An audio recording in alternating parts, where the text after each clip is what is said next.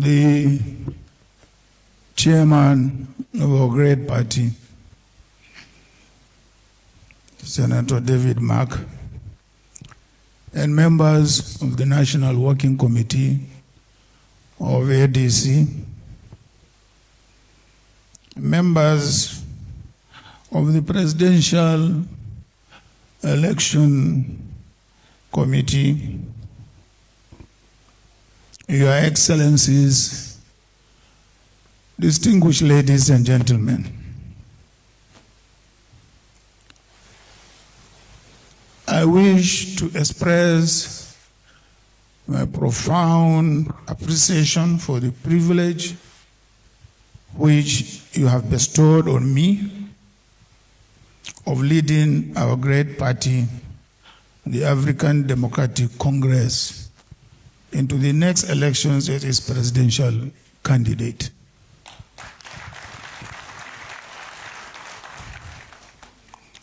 I am truly humbled and excited by this singular honor.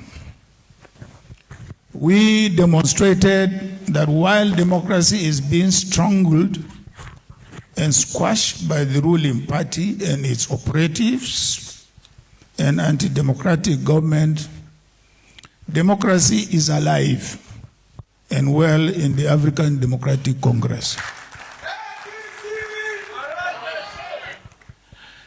In our party, members are allowed to express their views, to have ambitions, and to contest for elective positions in a free, fair, and transparent process.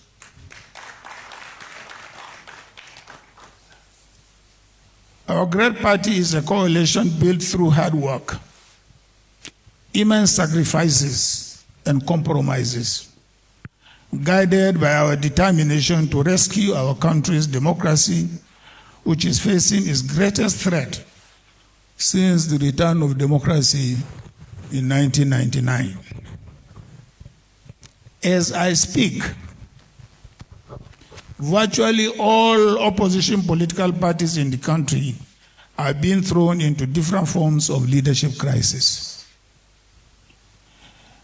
And opposition figures continue to be harassed and intimidated, including those languishing in detention, such as Malam Nasser El-Rufai, who distinguished himself as a public servant, including as a minister and a two-term governor of Kaduna State.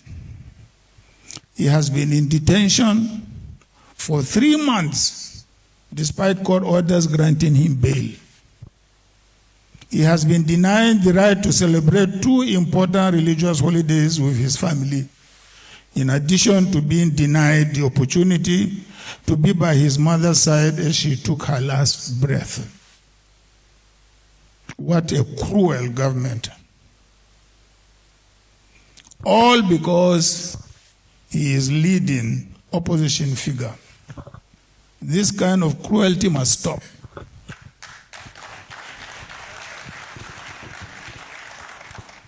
The government continues to harass, intimidate, and coerce opposition politicians to join the APC, using the security agencies as well as the agencies which were set up by a previous government to fight corruption. Under this government, once a person joins the APC, the harassment by these agencies ceases, and charges against them magically disappear.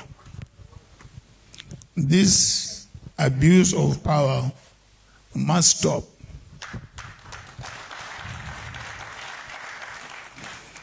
Great care was taken to ensure that due diligence was done in the process of forming this coalition.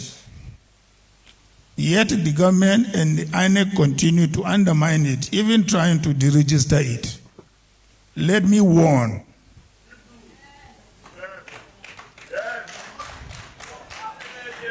Let me warn again that any further attempt to interfere in the affairs of the party by the presidency, INEC, and judiciary will be fiercely resisted Enough is enough.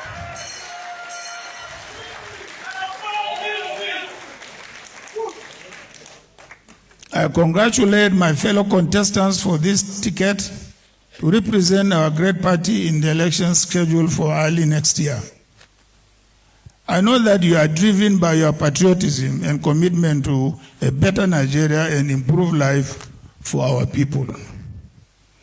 I know that, like me, you are deeply concerned about the rapid descent of our country into economic disaster, catastrophic insecurity, extreme nepotism, political intolerance, and the drive towards a one-party state by the current government and its party.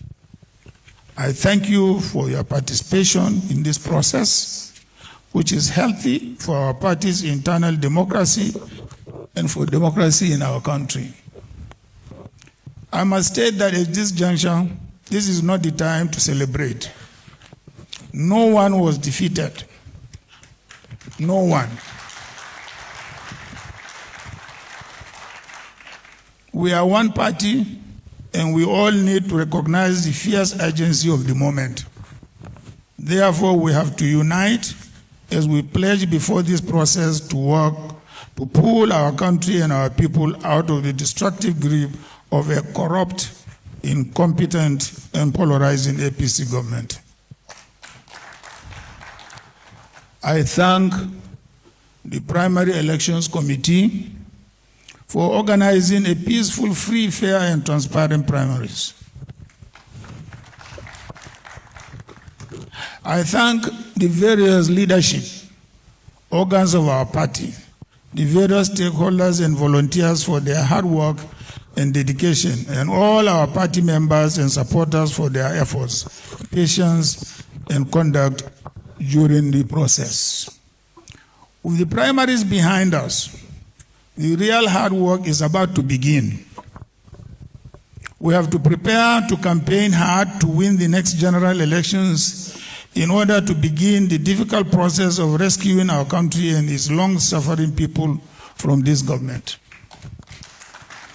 With clear national plans, we've set targets and timelines in line with commitments enshrined in our party's manifesto.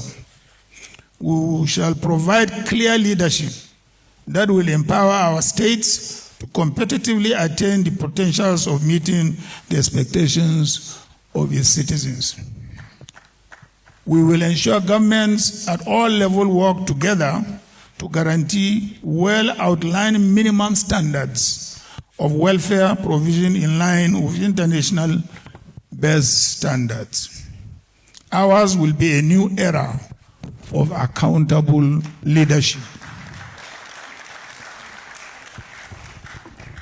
We shall prioritize security, education, the economy, healthcare, and the challenge of power sharing among the constituent units of our country.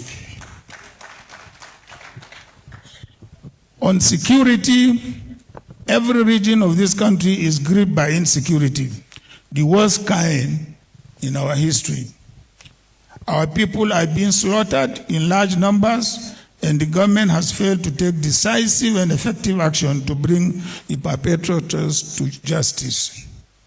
The most disturbing is that members of our security forces, including military generals, are being slaughtered wantonly in a manner that can only be embarrassing to our military, which fought to keep the country together and is highly respected in various parts of the world where they distinguish themselves in international assignments.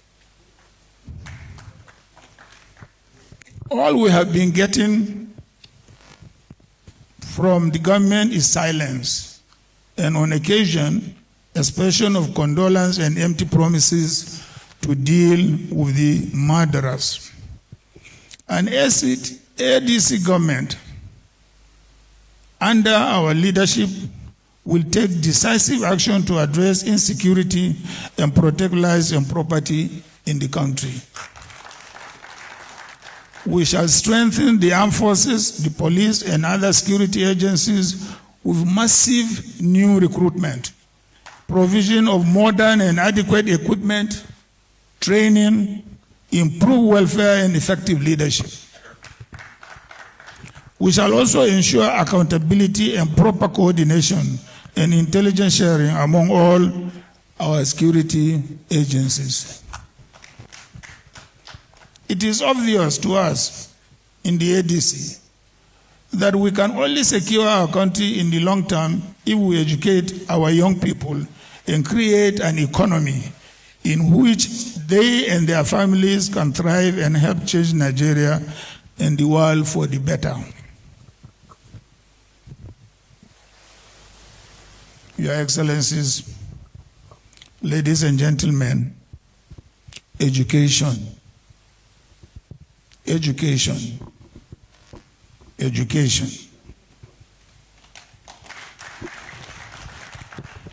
Under the watch of this APC government, over 20 million of our school-age children are not in school. This cannot be tolerated in the modern world, where education is the surest path to decent employment, wealth creation, national development, and enlightened citizenry. We shall therefore implement free and compulsory education at the primary and secondary levels and invest in leadership, entrepreneurial, technological, and innovation skills among our team and youth.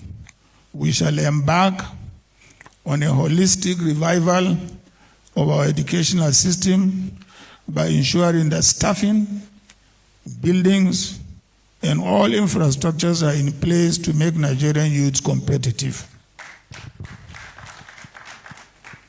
Your Excellencies, ladies and gentlemen, the economy. The creation of an economy that works for Nigerians can only gather momentum when we address our utterly embarrassing and economy-destroying energy crisis. The provision of electricity is a minimum requirement for industrialization, whether in factories or on farms or for big business and small enterprises. This APC government has failed woefully in the economy. The poverty gripping our people is at a level that we have never seen in our society. The APC government brandishes statistics claiming that the economy is growing. What has really been growing is the ill-gotten wealth of a few around corridors of power, while our people have extreme difficulty in finding food to eat, paying for medical treatment, or paying their children's school fees. We commit to building an economy that benefits all Nigerians. The government promised improved welfare for our people with removal of fuel subsidy.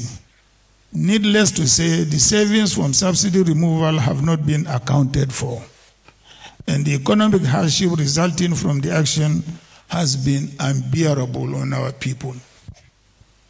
To make matters worse, the APC government under President Bola Ahmed Tinubu has made borrowing the cornerstone of its economic policy. External borrowing alone has reached $30 billion.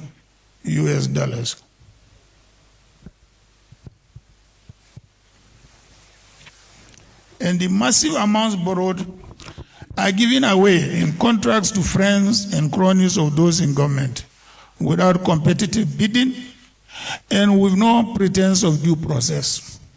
The future of our younger generation is being mortgaged with no accountability.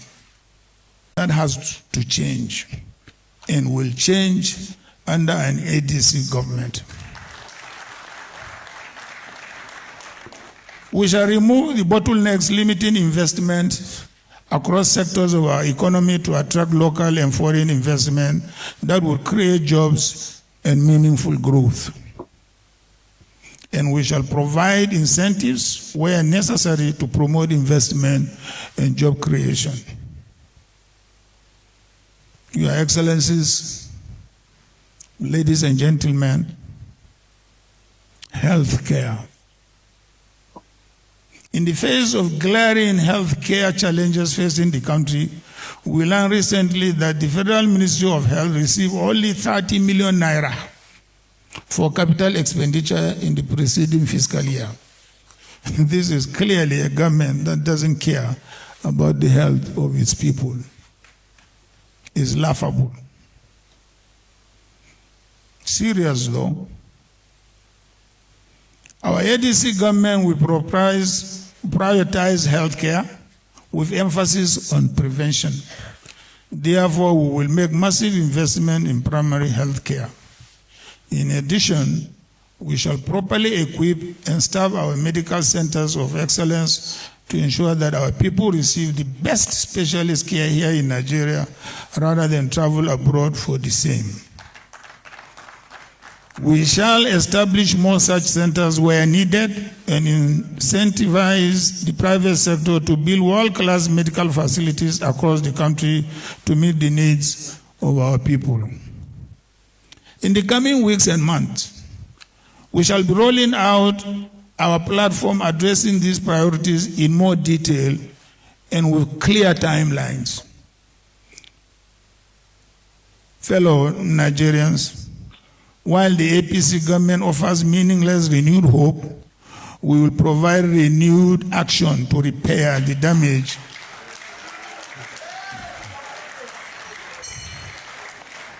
they have done to our economy and society over the last 12 years of misrule. My dear friends, we have faced great challenges in building this coalition, believe me. Let us now turn our energies to continuing to build this party as we prepare for the campaign to win the elections and to rescue this country from the current misrule. We have a sacred responsibility to build a party that will stand as a great institution, not only in Nigeria, but as a great example across the world. I, Atiku Abubakar, therefore appeal to all those who feel aggrieved to come back to our party and close ranks with the rest of us. I appeal to all those who contested for various positions in our primaries to close ranks with us. In particular, I invite Chief Rotimi Amechi and Alhaji Muhammad Hayatuddin to join me in this fight to save our democracy and our country. As I said previously, there are no winners and no losers. Our people look up to us for leadership. I'm ready to lead. I shall work with you all to continue to build our party. I will campaign with you, and if Nigerians give us the mandate, govern with you to build a country that works for all of us. Your Excellencies, distinguished ladies and gentlemen, thank you, and may God bless you and bless the Federal Republic of Nigeria.